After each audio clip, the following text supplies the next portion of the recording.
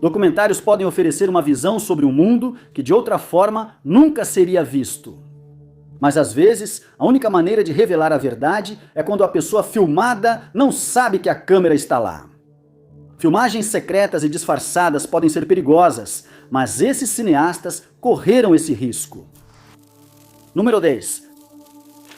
Em 2014, a mídia mundial desceu sobre uma pequena cidade apelidada de Riviera do Mar Negro para os Jogos Olímpicos de Inverno. Os jogos ocorriam em clima tenso, já que meses antes a Rússia havia anunciado nova legislação anti-gay. Enquanto protestos ocorriam no país e no exterior, todos aguardavam qual atitude os atletas sob os holofotes tomariam. Um documentário registrou essa experiência.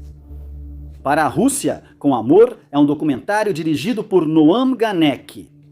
Ele foi criado usando filmagens clandestinas, sem a permissão das autoridades em Sochi.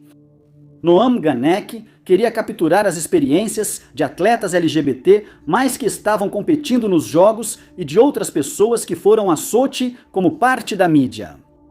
Muitos sentiram a pressão para se manifestar contra as leis discriminatórias que estavam expondo pessoas LGBT mais na Rússia a níveis elevados de ataques homofóbicos. Eles usavam uma plataforma para alcançar o mundo sobre a situação na Rússia. Ativistas na Rússia eram contra o boicote aos jogos, em parte para que pudessem usar essa plataforma. Mas muitos atletas temiam as consequências de se manifestar. To Russia with Love mostra esses atletas em suas escolhas. É liderado por Johnny Weir, um ex-patinador olímpico que estava presente como comentarista nos Jogos de Sochi. Como um homem abertamente gay, ele também teve que fazer escolhas sobre se deveria se manifestar. No início do documentário, Johnny Weir aparece em um evento de mídia onde anunciou que iria aos Jogos de Sochi. Manifestantes também seguravam um cartaz: "Nós somos o palhaço olímpico russo." As pessoas estavam chateadas porque achavam que ele não usava sua influência. Weir chama manifestantes de idiotas, aumentando a reação negativa. Nos próprios jogos, Weir não se manifestou, mas usou roupas extravagantes que ele via como sua própria forma de protesto. O documentário também entrevista ativistas russos que tentavam organizar os Jogos Abertos, evento esportivo voltado à comunidade LGBT, mas os jogos enfrentaram hostilidade, com locais fechados e ameaças de violência. Às vezes, essa violência vai além das ameaças, e no documentário, um dos ativistas é atacado por estar disposto a se assumir como homem gay. O documentário também apresenta o ativista Vlad, de 17 anos. Vlad é um dos poucos ativistas abertamente gays que vivem em Sochi. Mesmo apenas sendo abertamente gay na escola, Vlad pode ser acusado de promover a homossexualidade para jovens. Durante o documentário, Vlad conhece Weir e Billie Jean King. Ele foi ajudado a viajar aos Estados Unidos, onde recebeu asilo. To Russia with Love é apenas um dos documentários que foi lançado após o anúncio das leis anti-LGBT mais na Rússia. Alguns são mais gráficos e mostram os horrores enfrentados por pessoas gays no país. Mas poucos assumem a forma de protesto da maneira que, para a Rússia com Amor faz, com suas filmagens secretas e ênfase em se manifestar. Número 9. O programa de documentários da BBC, Panorama, já abordou muitos temas chocantes e perturbadores de todo o mundo. Em 2025, após meses de trabalho disfarçado e filmagens secretas, o programa lançou um documentário de 1 hora sobre o que acontecia por trás das portas fechadas de uma unidade policial em Londres. A estação Charing Cross fica no centro de Londres, perto da Praça Trafalgar. A estação, a mais movimentada do Reino Unido, abriga uma das 22 unidades de custódia da Polícia Metropolitana de Londres, onde pessoas ficam detidas até decisão sobre acusação ou liberação. Por anos, os policiais baseados na Charing Cross têm sido alvo de escrutínio por parte dos órgãos de fiscalização da polícia. Investigações anteriores revelaram comportamentos graves da polícia, como bullying e discriminação, que colocaram o público em risco. Em 2022, um denunciante revelou conversas privadas em grupos onde policiais em serviço da Polícia Metropolitana faziam piadas sobre violência contra mulheres e minorias. Após isso, centenas de policiais foram investigados e afastados, mas o documentário Panorama revelou que ainda havia uma cultura tóxica nos bastidores. O documentário acompanha Rory Bibb enquanto ele trabalha disfarçado em Charing Cross. Ele passou 7 meses como agente de detenção designado em Charing Cross, um cargo civil que envolve trabalhar ao lado de policiais. Esses agentes devem garantir que as pessoas detidas nas celas de custódia sejam bem tratadas e cuidadas. Com câmeras escondidas, o documentário logo mostrou que não era esse o caso. Policiais foram flagrados se gabando e fazendo piadas sobre violência excessiva contra presos. Uma história relatava um policial pisando na perna de uma pessoa algemada sob custódia. Depois, ele contou a outro policial que o homem algemado o chutou, e o segundo policial brincou sobre registrar isso em um depoimento. Após uma prisão, o repórter disfarçado comentou que percebeu que alguém havia provocado o indivíduo detido. Ele foi levado rapidamente para um corredor sem câmeras e advertido a não fazer comentários nas salas que pudessem prejudicá-lo em uma investigação.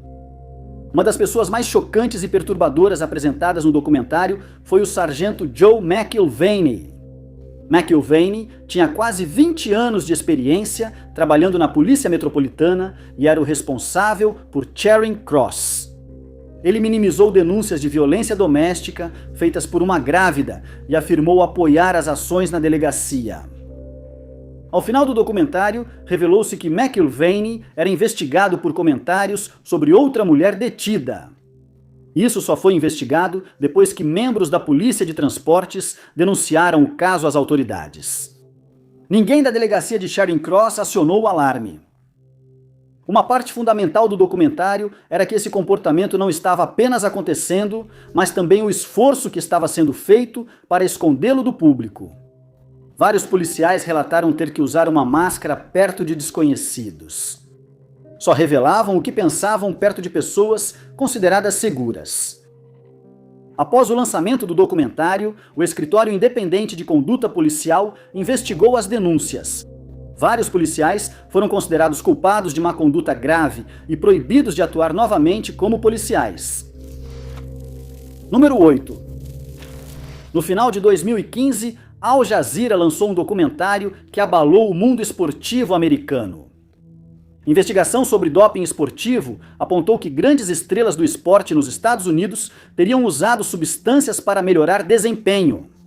Após o documentário, várias investigações foram realizadas e pelo menos uma estrela do esporte foi suspensa. O Lado Obscuro, Segredos dos Dopadores Esportivos, utilizou reportagens e filmagens secretas para mostrar a experiência de um atleta tentando obter substâncias para melhorar o desempenho. Liam Collins é um corredor de barreiras britânico que tinha quase 40 anos quando o documentário foi filmado. Ele teve sucesso na carreira e foi considerado um dos melhores do mundo em sua faixa etária, mas nunca foi às Olimpíadas. Isso lhe deu a história ideal para usar como disfarce na reportagem da Al Jazeera. Collins se infiltrou, fingindo ser um atleta desesperado por uma última chance nos Jogos Olímpicos. Ele demonstrava confiança em sua habilidade, mas queria vantagem sobre a concorrência. O documentário inicia com Collins e a equipe da Al Jazeera buscando um médico que forneça substâncias para melhorar o desempenho do atleta. Logo, acharam médicos na América do Norte que diziam ter atendido grandes estrelas do esporte mundial. Um farmacêutico chamado Charles Sly se tornou uma das figuras mais importantes do documentário. Collins o encontrou durante filmagens secretas. Sly disse que trabalhou na Gaia Anti-Aging Clinic, que teria ajudado vários atletas a obter substâncias proibidas.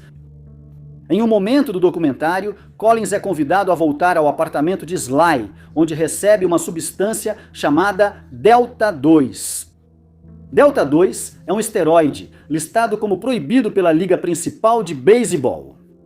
Segundo Sly, muitos jogadores de futebol americano e beisebol usaram a substância. Nas filmagens secretas com Sly e profissionais de saúde, vários atletas são citados como exemplos de pacientes dos médicos. Nenhuma evidência é apresentada para comprovar isso, mas fica claro que a intenção é impressionar Collins com o quanto pode ser alcançado usando essas substâncias e o quão bem-sucedido ele poderia ser. O nome mais famoso citado por Sly é Peyton Manning. Sly afirmou que durante sua estadia na clínica Geier enviou hormônios do crescimento humano para a esposa de Manning. O HGH só pode ser prescrito legalmente para 3 condições médicas específicas que não são tratadas em clínicas de anti-envelhecimento.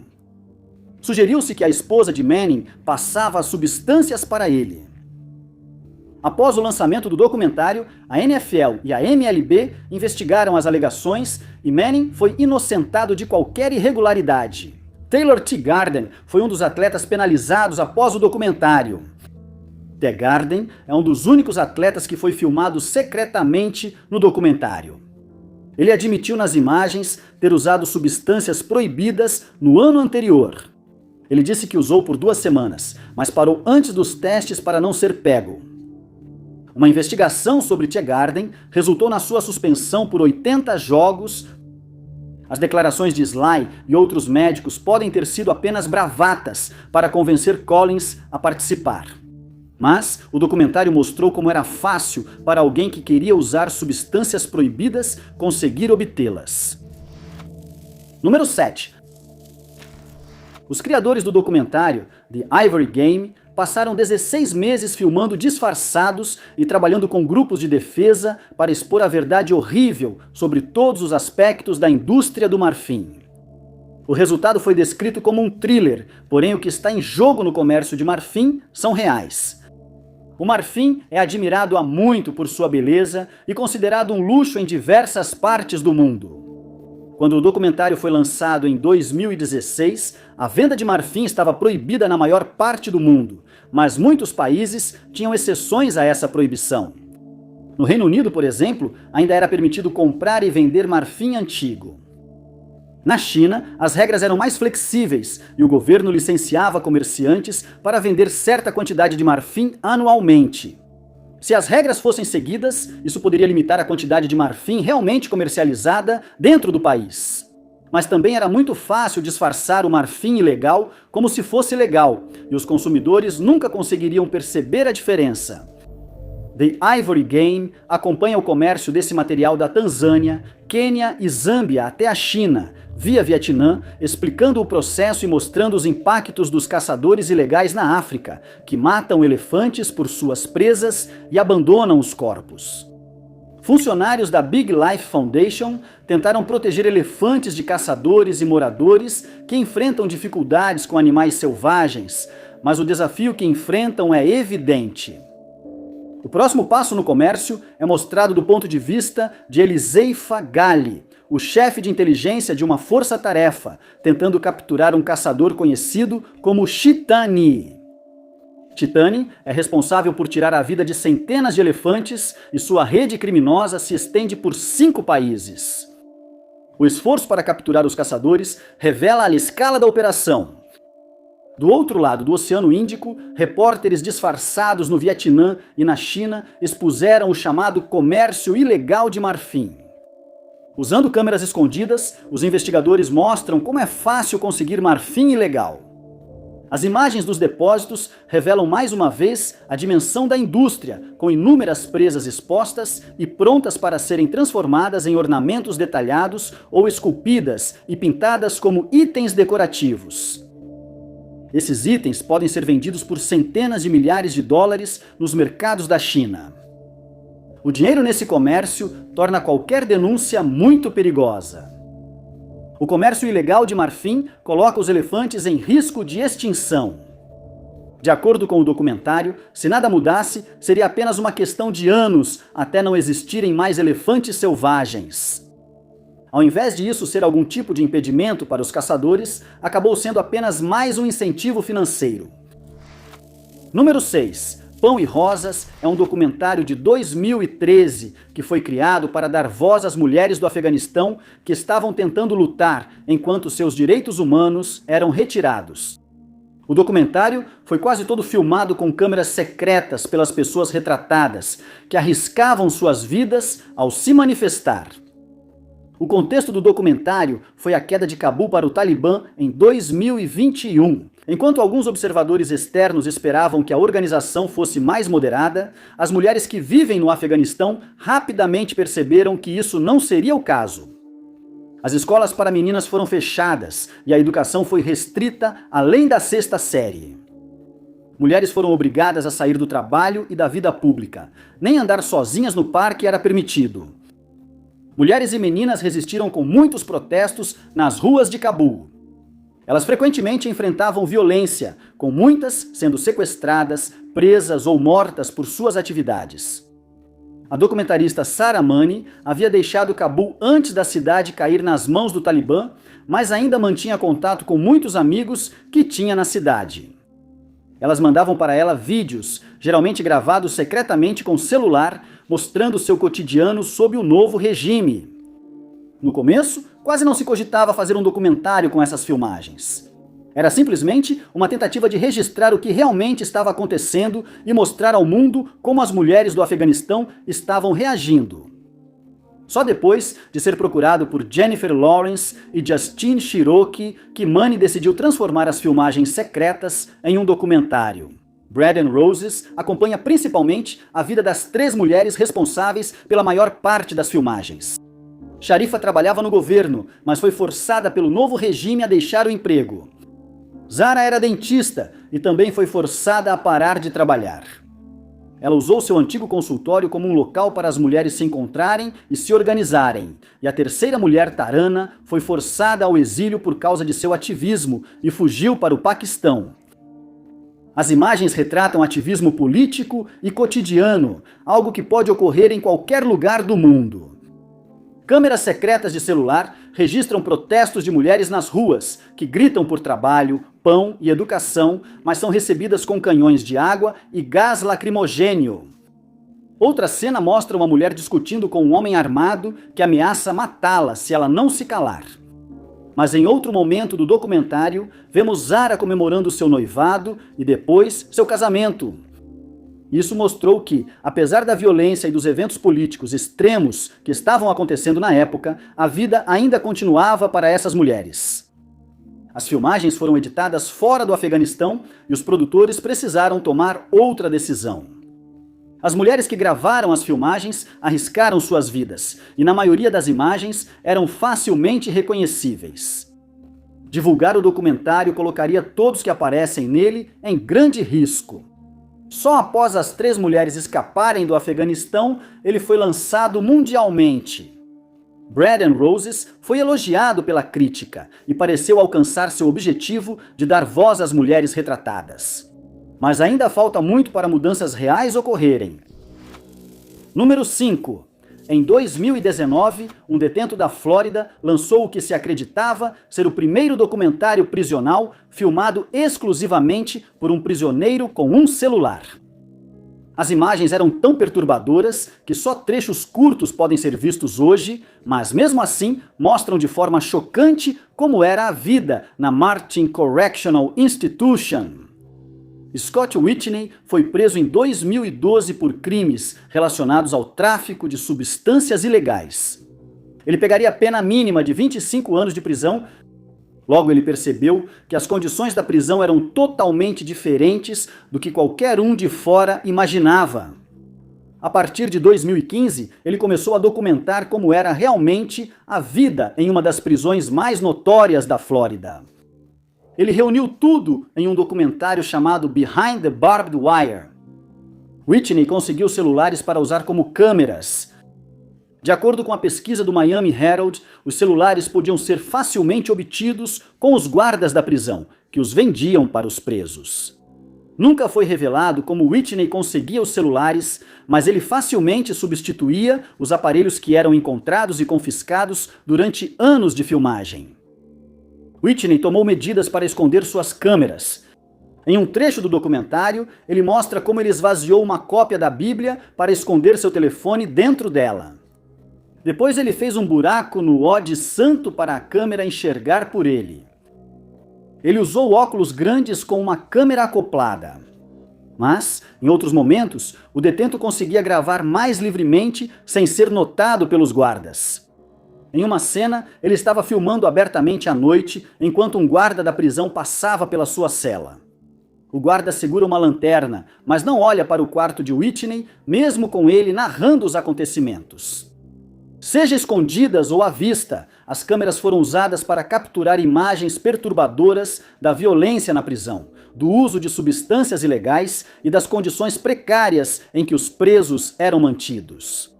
Ratos foram vistos fuçando por buracos nas paredes deterioradas. Mofo era visível nas cozinhas e vários presos exibiam as armas que poderiam usar caso se envolvessem em uma briga. Brigas também apareceram nas imagens, assim como as consequências do uso de substâncias fabricadas. Ser flagrado com celular contrabandeado implicava risco de punição, geralmente em confinamento solitário. Foi uma punição pela qual Whitney passou várias vezes, mas, a cada vez, ele continuava a filmar imagens que ele contrabandeava para fora para fazer parte do documentário.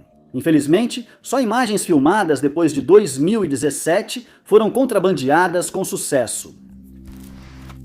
Número 4. Nasrin conta a história da advogada de direitos humanos e ativista Nasrin Sotoudeh. Ao contrário de muitos documentários de perfil, a história de Sotoudeh ainda se desenrolava durante as filmagens, tornando a produção muito perigosa para todos os envolvidos. Nasrin Sotoudeh é uma advogada de direitos humanos que defendeu os direitos de mulheres, crianças e minorias no Irã desde que obteve sua licença em 2003. Em entrevistas com ela, seu marido, Reza Khandan, e outros amigos contam a história de como o casal se conheceu, como Sotoudeh iniciou sua carreira jurídica e sua primeira passagem pela prisão. Em 2010, o escritório de Sotoudeh foi invadido enquanto ela defendia outros ativistas de direitos humanos. Ela foi presa e acusada de espalhar propaganda e conspirar para prejudicar a segurança do Estado. Apesar da indignação internacional e dos apelos da Anistia Internacional, Sotoudeh foi condenada a 11 anos de prisão.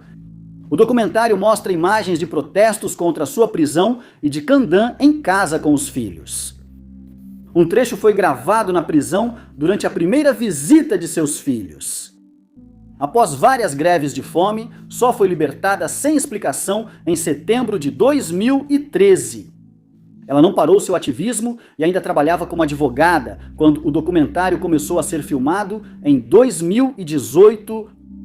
O documentário foi produzido por Jeff Kaufman. Kaufman já havia produzido um documentário curto sobre perseguição no Irã e não foi autorizado a entrar no país. Isso dificultou muito as filmagens, mas vários cinegrafistas anônimos participaram, reunindo imagens e arriscando suas vidas para viabilizar o documentário. A câmera segue Soti enquanto ela vai ao tribunal, à prisão a trabalho ou atende clientes em seu escritório. Numa cena, ela mostra como as autoridades frequentemente tentam sabotar o processo nas etapas finais. Ela precisou voltar várias vezes para pagar a fiança de uma cliente presa por não usar hijab. Outra cena acontece em um tribunal, onde ela tenta fazer com que o advogado adversário apresente provas para qualquer uma das alegações que ele apresenta simplesmente como fatos. Não há prova e Soti hoje vai embora. O documentário já seria impactante o bastante, mesmo sem o ocorrido durante as filmagens. Em junho de 2018, ela foi presa por uma longa lista de acusações que incluíam disseminação de propaganda. A prisão foi uma reação ao trabalho dela em defesa de mulheres sem hijab. Durante o filme, Sotoudeh comenta repetidamente que o código de vestimenta obrigatório oprime as mulheres. Ela defende que o uso do hijab deve ser escolha de cada mulher, e forçá-las indica que podem obrigá-las a qualquer coisa. A prisão ocorreu no fim da produção do documentário, e no lançamento não se sabia qual seria seu desfecho. O documentário mostra ligações emocionantes entre Sotoudeh e sua família, junto com um aviso automático informando que a chamada vinha da prisão de Evan. Sotoudeh tenta ser otimista pelos filhos, mas conta ao marido sobre a dor no peito. O documentário termina com a notícia de que ela foi condenada a um total de 38 anos de prisão. Número 3. Escaping. Eritreia é um documentário perturbador que expõe a verdade sobre como é a vida em um país que foi apelidado de Coreia do Norte da África. Grande parte das imagens filmadas dentro da Eritreia foi capturada usando câmeras secretas, e depois o material foi contrabandeado para fora do país para mostrar ao resto do mundo o que estava acontecendo. Foi lançado em 2021, mas levou 5 anos para ser produzido. Ao longo do documentário, os criadores deixaram claro para o público o quão difícil foi produzir o filme e por que houve tantos atrasos. Logo no início do documentário, o público é apresentado a um homem chamado Maicon. Os criadores esconderam sua identidade após Maicon fugir da Eritreia e viver na Europa. Mas ainda temia ser reconhecido e que seus familiares na Eritreia sofressem represálias. Maicon foi preso na Eritreia por se recusar ao serviço militar obrigatório. Segundo o documentário, jovens de 18 anos na Eritreia passam por treinamento militar. O serviço é obrigatório e sem prazo definido, ou seja, as pessoas servem enquanto o governo militar desejar. Esse é um dos motivos pelos quais muitos eritreus hoje são refugiados em outros países. Michael ficou na prisão por 4 anos. Um guarda prisional simpático contrabandeou uma câmera para registrar suas experiências. Ele escondeu a câmera no bolso do casaco e contou apenas a um colega de cela. As imagens mostravam salas cheias de prisioneiros deitados, quase sem espaço para se mover. As imagens de Michael eram perturbadoras, mas mostravam só uma pequena parte do que ocorria nessas prisões. Uma das entrevistadas que não esconde sua identidade é Hannah Petrus Salomão. Ela é outra refugiada que escapou da Eritreia. Ela foi presa por tentar fugir do serviço militar. E na entrevista dela, ela fala mais sobre o tratamento horrível que os prisioneiros sofreram e descreve como ouvia os gritos de outros prisioneiros sendo torturados. Ambos os pais de Salomão desapareceram pelo regime quando ela ainda era criança. O pai dela foi ministro da Defesa, mas acabou preso após se manifestar contra o presidente. A mãe dela estudava nos Estados Unidos na época. Ela voltou de avião, mas foi presa ainda no aeroporto. Durante as filmagens, Salomão não sabia onde estavam seus pais. Durante todo o documentário, fica claro como é difícil conseguir qualquer imagem da Eritreia. O único motivo pelo qual eles tinham as imagens de Michael era porque ele já morava em outro país. Os criadores do documentário atuaram com ativistas na Eritreia para se conectar com quem queria contar sua história. Mas qualquer pessoa que pensasse em participar arriscava a própria vida e a vida de quem amava. Às vezes, uma nova fonte entra em contato com os criadores do documentário. Ele pede para ser chamado de Desta e era um guarda em outra prisão na Eritreia. Como Michael, ele queria mostrar a verdade do que ocorria lá. Ele usa a câmera secreta para filmar no trabalho. As imagens mostram que tanto a ala masculina quanto a feminina da prisão estão lotadas. Ele explica como muitas mulheres aqui são presas junto com seus filhos, que estão crescendo na prisão. Número 2. O documentário Earthlings, de 2005, usa filmagens secretas e imagens obtidas clandestinamente para expor algumas das práticas mais horríveis que acontecem em várias indústrias voltadas para animais. O documentário recebeu vários prêmios e transformou a visão de muitos sobre nossa relação com outros animais do planeta. Há pouca coisa em termos de narrativa neste documentário.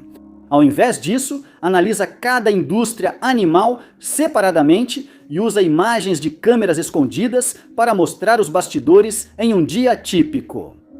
Cada indústria ganha um espaço, com narrativa simples e impactante de Jacqueline Phoenix explicando o que ocorre. O documentário foi dirigido por Sean Monson e levou mais de 3 anos para ser produzido. O diretor começou gravando imagens para um vídeo curto de utilidade pública sobre a castração de animais de estimação. As imagens dos abrigos de animais em Los Angeles o inspiraram a expandir esse projeto.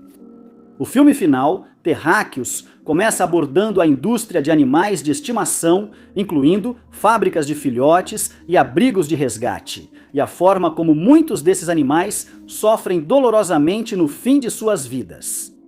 A indústria de animais de estimação é só uma parte da indústria cinematográfica. Muitas imagens chocantes, feitas secretamente, vêm de fazendas, tanto as que produzem alimentos para as pessoas, quanto as voltadas ao vestuário. Um aviso no início do documentário alerta sobre o conteúdo gráfico do que está por vir, mas muitos espectadores se sentiram despreparados para o que iriam ver. Terráqueos expõe algumas das práticas mais cruéis que acontecem em fazendas e que muitos na plateia talvez nem soubessem que existiam. A maioria sabe que a carne exige a morte de um animal, mas poucos sabem que frangos têm os bicos removidos para evitar ataques entre eles.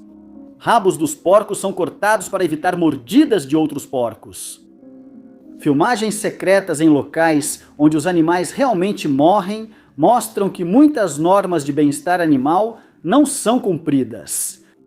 Até em locais onde regras religiosas deveriam ser seguidas, elas são ignoradas, causando mais sofrimento desnecessário aos animais. Alguns criticaram o documentário por não abordar formas saudáveis e sustentáveis de agricultura com tratamento humano aos animais. Então, se o espectador fica com a impressão de que a única maneira de reduzir esse perigo é parar de comer carne completamente, isso é um compromisso grande demais para muitas pessoas, e elas têm menos chance de mudar seus hábitos do que se fossem apresentadas a uma alternativa menos drástica.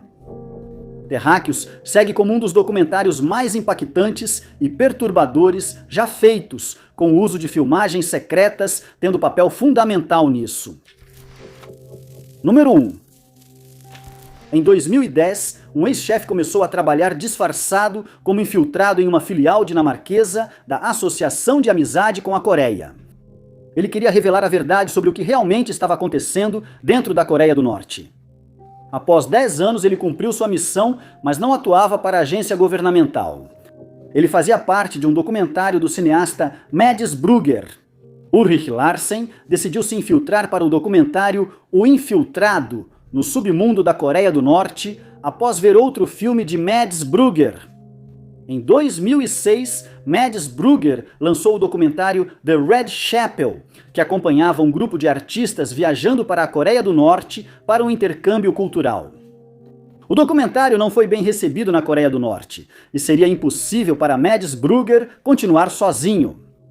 Ulrich Larsen procurou Mads Brugger com uma ideia. Ele se infiltraria na Associação de Amizade Coreana e subiria de posição até ser respeitado o suficiente para ir à Coreia do Norte e filmar secretamente o que estava acontecendo lá. Ulrich Larsen corria grande risco. Sem treinamento em inteligência, ele se misturava facilmente e era apaixonado pelo projeto. Pelos próximos 10 anos, Ulrich Larsen conquistou a confiança da KFA e das organizações na Coreia com as quais eles eram associados. Ele pôde filmar várias interações na KFA livremente, pois poderiam servir como propaganda. A KFA, sediada na Espanha, busca oficialmente educar o público sobre a realidade da Coreia do Norte. Costuma mostrar o país de forma mais positiva que a maioria das organizações ocidentais. E ela pretende defender a Coreia do Norte, mas deseja uma reunificação pacífica entre o Norte e o Sul. Mas, ao longo do documentário, Larsen descobriu um outro lado. De acordo com o documentário, o presidente da organização, Alejandro Caldebenius, usou sua posição para negociar contratos entre empresários ocidentais e o governo norte-coreano, muitos dos quais violam sanções e leis internacionais. Com a ajuda de Brugger, Larsen arma um acordo falso para Benius apresentar aos norte-coreanos. Um segundo personagem, Sr. James, interpretado por Jem Gennady Latrashi Vorotrup, é apresentado como um investidor que não tem medo de quebrar a lei. Ele quer investir em uma empresa que fabricaria substâncias ilegais e armas na África. Muitas das reuniões entre o Sr. James e as delegações norte-coreanas são filmadas por câmeras secretas, seja usadas por Latrashi Vortra e Larsen, ou escondidas nas salas onde as reuniões acontecem. É obviamente arriscado obter essas filmagens secretas de um dos países mais secretos do mundo. Em vários momentos do documentário, Larsen conhece novas tecnologias usadas para detectar dispositivos de escuta ou microfones que estejam transmitindo. Ninguém suspeita que ele tenha um dispositivo de escuta, mas há preocupação de que possa ter sido grampeado antes das reuniões. Mesmo após explicarem como a tecnologia funciona, nenhum dos equipamentos de gravação secreta de Larson é descoberto. Ao final do documentário, fica claro que o grupo teme mais ser descoberto. Eles decidem que o Sr. James fará reuniões apenas em uma sala, onde usarão microfones e câmeras ocultas para gravar, em vez de equipamentos nas roupas. Após 10 anos, Brugger e Larson decidem contar a verdade, revelando tudo para Ben Hughes e a esposa de Larson. A Coreia do Norte negou várias alegações do documentário. Os envolvidos no acordo disseram que só queriam o dinheiro do Sr. James e não pretendiam entregar nada. Ainda está em debate o quanto do documentário é verdadeiro e quanto as agências de inteligência legítimas sabiam sobre ele. Mas há poucas dúvidas sobre os riscos que Larson e Latrache Vortrup correram para capturar as imagens secretas. Muito obrigado por assistirem. Se você gostou deste vídeo, não se esqueça de clicar no botão de curtir. Além disso, não se esqueça de se inscrever e clicar no sininho para ficar por dentro de todos os nossos próximos vídeos. Meu nome é Top 5 Unknowns e eu vejo vocês no próximo vídeo.